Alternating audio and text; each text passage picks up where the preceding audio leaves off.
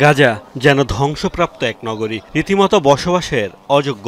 ১৫ মাসের বর্বরতায় উপত্যকার চিত্রই বদলে দিয়েছে ইসরায়েল। ৩৬০ বর্গ কিলোমিটারের জনপদে হাতে গোনা কয়েকটি স্থাপনা ছাড়া আর আস্ত নেই কিছুই। যেদিকে চোখ যায় কেবলই ধ্বংসস্তূপ। বিধ্বস্ত কিংবা ক্ষতিগ্রস্ত হয়েছে ৪,৩৬,০০০ ঘরবাড়ি। প্রতি ১০টি বাড়ির মধ্যে ৯টিতেই আঘাত হেনেছে ইসরায়েলি বোমা।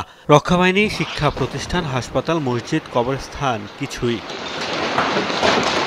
পরিসংখ্যান বলছে উপত্যকা জুড়ে জমা হয়েছে ৪ কোটি টন ধ্বংসস্তূপ, যা পুরোপুরি অপসারণে লেগে যাবে ১ দশকেরও বেশি সময়।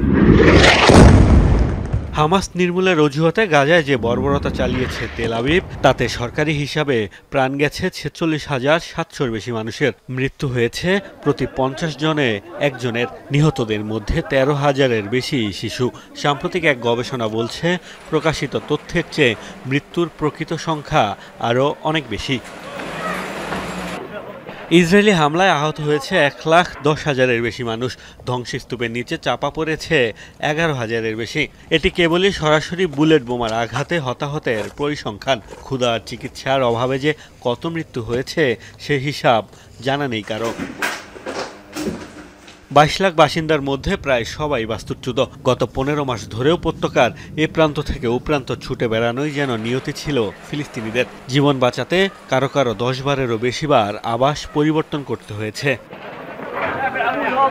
ইসরায়েলি আগ্রাসনের অন্যতম লক্ষ্য যেন ছিল গাজার স্বাস্থ্যখাতকে ধ্বংস করা।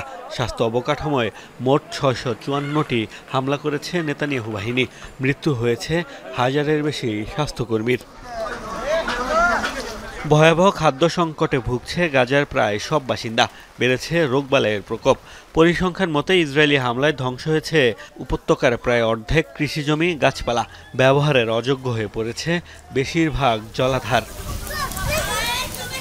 যুদ্ধ বন্ধ হলেও গাজার এই ভয়াবহ ক্ষয়ক্ষতি কাটিয়ে উঠতে লেগে যেতে পারে কয়েক প্রজন্ম। তাই যুদ্ধবিরতি চুক্তি হলেও প্রশ্ন উঠছে, আদৌ কি মুক্তি মিলবে অসহায় ফিলিস্তিনিদের? মোস্তফা মাহমুদ, যমুনা নিউজ।